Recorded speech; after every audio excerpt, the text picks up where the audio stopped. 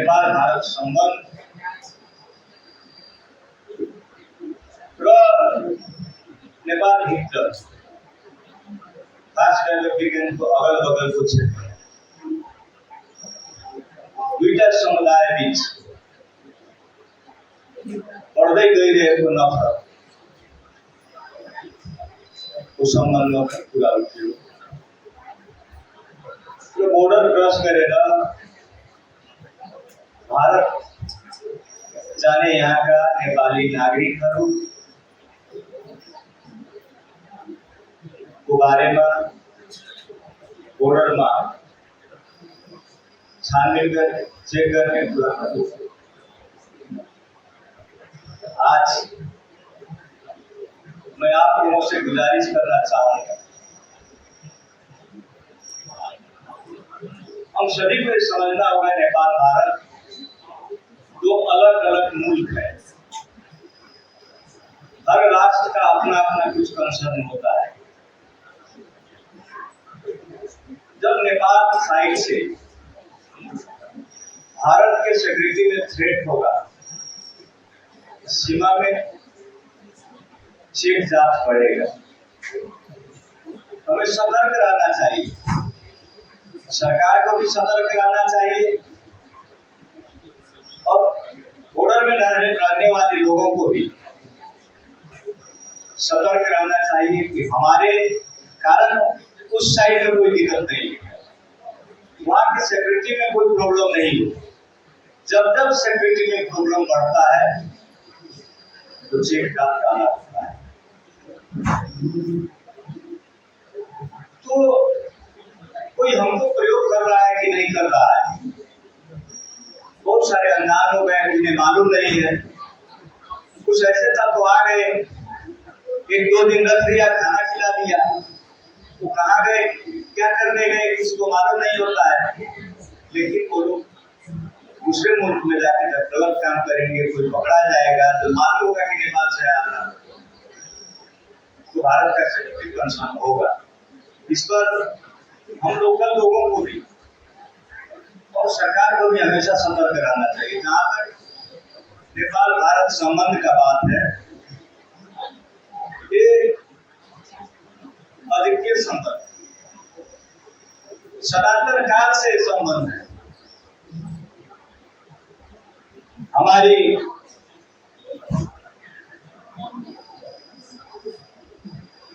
सिर्फ बेटी बेटी का शादी का संबंध नहीं, धार्मिक संबंध है भारत नेपाल के लोगों के साथ। भारतीय सरकार का, भारतीय जनता का, भारतीय नेताओं का बहुत बड़ा योगदान रहा और हमेशा भारत नेपाल के लोकतांत्रिक व्यवस्था के पक्ष में रहा।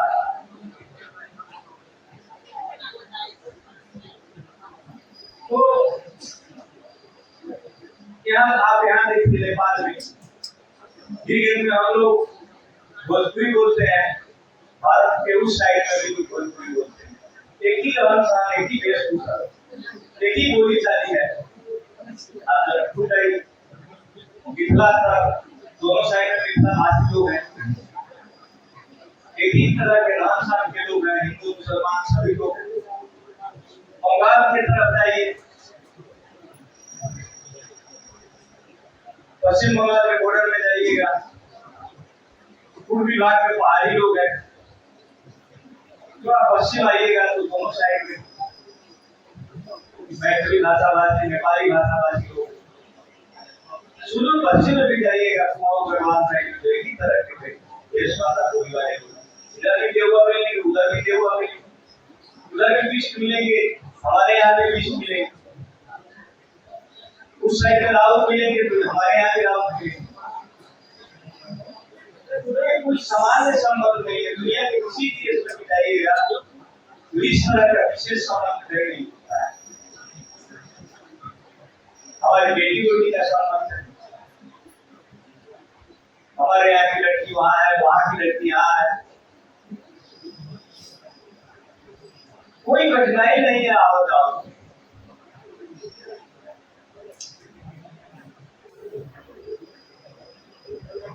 इस देश में जो द्वंद्व पक्ष थे माओवादी, उनकी और सरकार के बीच में जो सहमति हुआ था, शांति समझौता, जो पीड़ित लोग थे दोनों पक्ष के, सरकारी पक्ष हो, आम जनता और माओवादी के लोग, पीड़ित को इंसाफ नहीं मिल रहा था। एक कानून के कारण, सियासी कानून के कारण 18-20 वर्ष उस कानून के बारे में सहमति नहीं हो रहा था। मैं जब मंत्री हुआ, मंत्री होते ही 1-2 हफ्ते के भीतर उस सहमति मैंने करवाई और संसद से सर्वसम्मति से पीआरसी बिल पास हुआ।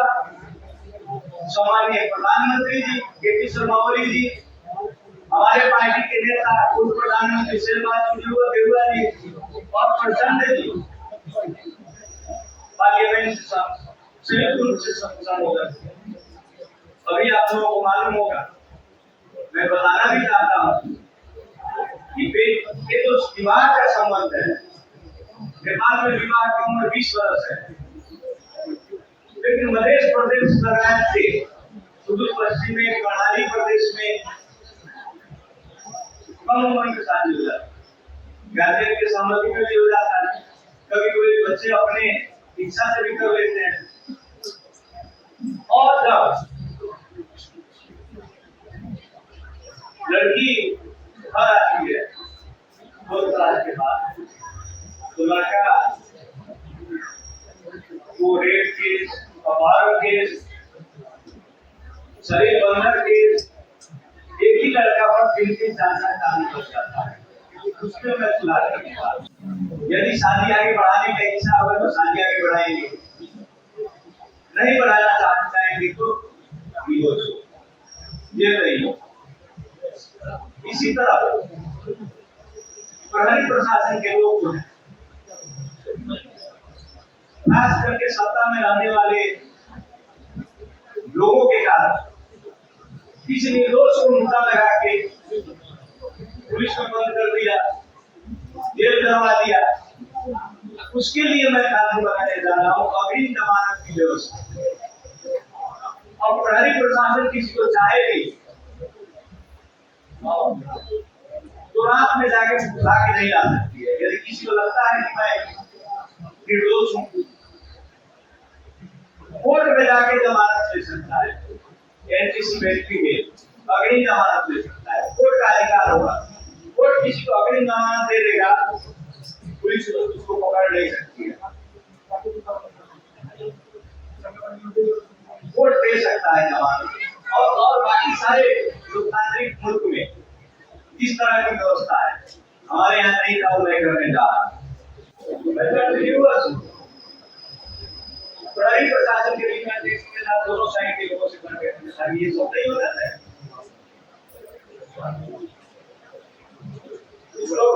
ये सोशल मीडिया में लिखते रहे, मैं सोशल मीडिया में आके कभी नहीं कहा कि मैं बात होगा, कोशिश कर रहा हूँ शांति के लिए। मैं सोशल मीडिया का नेता नहीं, मैं धरातल में काम करता हूँ। मैं आप लोगों से भी आग्रह करता हूँ, दूसरे पक्ष से भी आग्रह करता हूँ, सब लोग सहमित रहे। इससे कुछ नहीं मिलने वाला है। केंद्र से कहीं कुछ एग्रेसिव कुछ भी नहीं हासिल होता, नुकसान नहीं होता। आज तक नेपाल में थोड़ा बहुत कोशिश हुआ है दो समुदाय के बीचों बीच के लोगों को लड़ाने का, लेकिन कोई बहुत बड़ा ये घटना आज नहीं घटा है।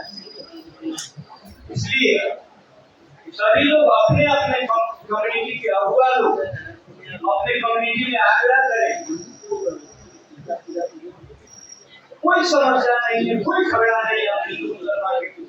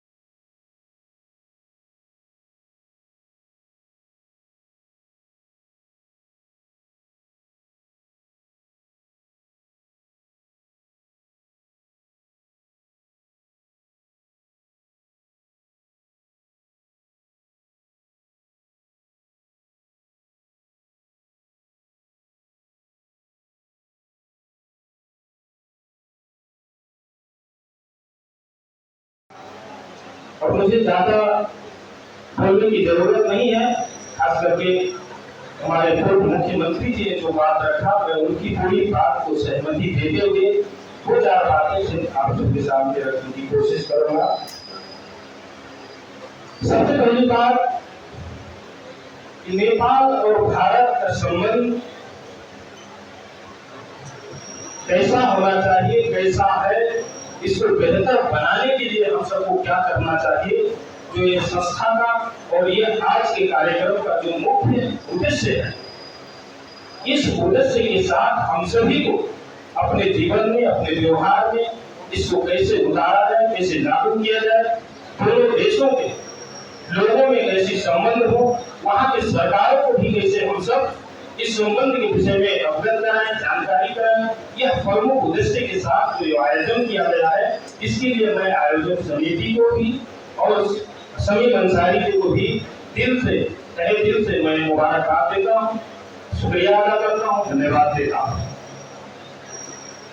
जो नेपाल भारत का संबंध है वो आज का नहीं है। जब यह सीमा नहीं था उससे पहले नेपाल भारत का संबंध, ये सीमा खींची गई, जो लकीर बनाई गई, इससे कहीं न कहीं पहले का संबंध है।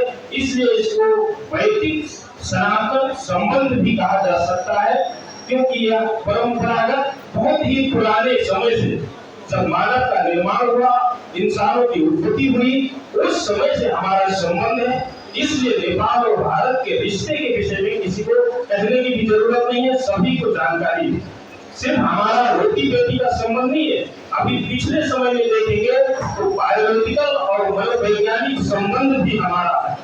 बहुत सारे रिसर्च रिपोर्टों ने क्या बताया कि भारत के लोगों का और नेपाल के खास करके मधेश तराई के क्षेत्र में रहने वाले लोगों का ब्लड मिलता है, उनका खून भी एक तरीके का मिलता है, उनका सोच भी एक तरीके का है, उनकी सारी गतिविधि भी एक तरीका की है। इसलिए अफवाह सिर्फ बात नहीं कि हमारा रोटी बेटी का संबंध है, हमारे खून का भी रिश्ता है, यह बात को हम लोग को समझने की जरूरत। और इसी कारण से कहीं अगर मान लीजिए रसोई में कोई दिक्कत होती है, कोई घटना होती है, तो वह घटना वीरगंज के लोगों को भी तकलीफ पहुंचाती है। यह सिर्फ खून का रिश्ता ही कर सकता है, दूसरा नहीं कर सकता। इसलिए हमारा संबंध खून का भी है, हमारा संबंध हमारे सोच का भी है, इसलिए इसको कोई अलग नहीं कर सकता। पहली बात। दूसरी बात, जितनी अभी प्रॉब्लम आ रही है, जितनी समस्याएं आ रही है, जितनी दिक्कतें आ रही हैं, अब यहाँ पे काउंसिलर साहब चले गए, लेकिन मैं अपने पत्रकार मित्रों के मार्फत और हमारे कानून मंत्री जी बैठे हैं,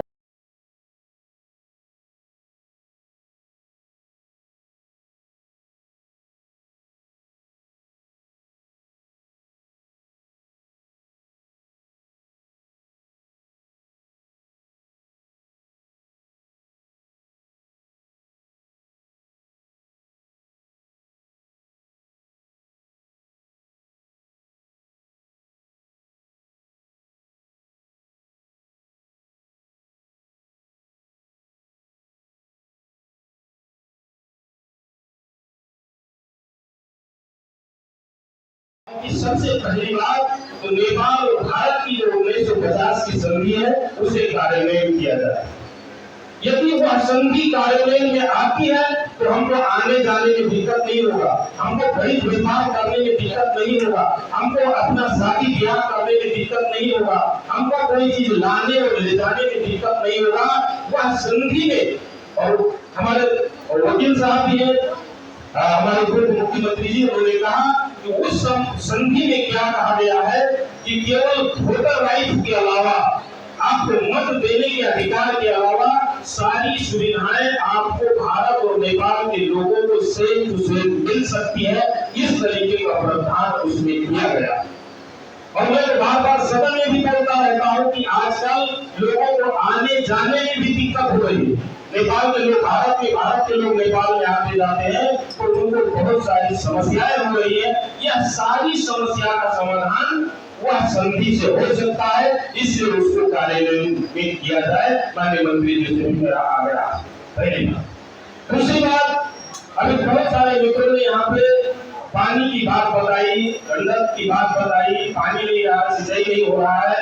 हमारे भारत जिला में अभी अधिकांश जगह पे जो है रोपाई नहीं हो पाया है, धान की खेती नहीं हो पाया है। तो मैंने सदन में भी ये बात को उठाया कि नेपाल और भारत का जो गंडक समझौता है उसको कार्यान्वयन किया जाए। उस समझौता में गंडक नदी से, गंडक नहर में नेपाल को 850 क्यूसेक पानी देने का जो है उल्लेख किया गया है, जबकि वह अभी केवल 5 से 50 क्यूसेक पानी ही दिया जा रहा है। उस समझौते को कार्यान्वित किया जाए ताकि यहाँ के लोगों की परेशानी को दूर किया जाए। दूसरी बात, तीसरी बात, वैदेशिक जो आर्थिक नीति की बात है, जो बड़ी व्यापार की बात है, इसमें भी हम सब माननीय मंत्रियों को विचार किया जाए, क्योंकि नेपाल और भारत का जो परिवहन संधि है, नेपाल और भारत का जो व्यापार नीति है, यह बहुत पुराना कानून हो गया। अब वो हमको समय सापेक्ष बनाने की जरूरत है।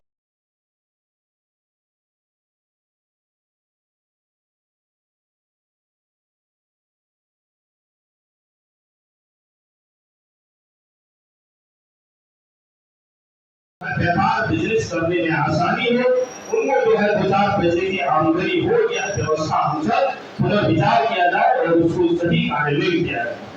तीसरी बात, चौथी बात, मैं माननीय मंत्री जी से क्या कहना चाहता हूँ कि हम लोग जो कानून बनाए हैं कि 100 रुपया से ज्यादा की अगर कोई भी वस्तु हम सब भारत से लाते हैं तो उसको टैक्स लगाया जाता है, उसको टैक्स दिया जाए। क्योंकि हम सब ने ही जो सदन में पास किए हैं, इस कानून को भी पुनर्विचार किया जाए, क्योंकि 100 रुपया में आजकल तो हमारी मिठाई भी नहीं मिलती है। तो आप कैसे, किस तरीके से वह कानून लाए जिसके तहत आज हमारे एक भाई हुआ, कल ही का घटना से देख लीजिए, फेसबुक में होगा, सोशल मीडिया में होगा कि मेरी माँ बहन सब भारत से कोई भी सामान लाती है तो उसके झोले को कैसे फेंका जाता है, उनके साथ कैसे दुर्व्यवहार किया जाता है, वह कानून के तहत हो रहा है। इसलिए उसको भी पुनर्विचार किया जाए ताकि नेपाल सरकार और नेपाल सरकार के संबंधित प्राधिक प्रशासन उस पर रोक न लगा सके।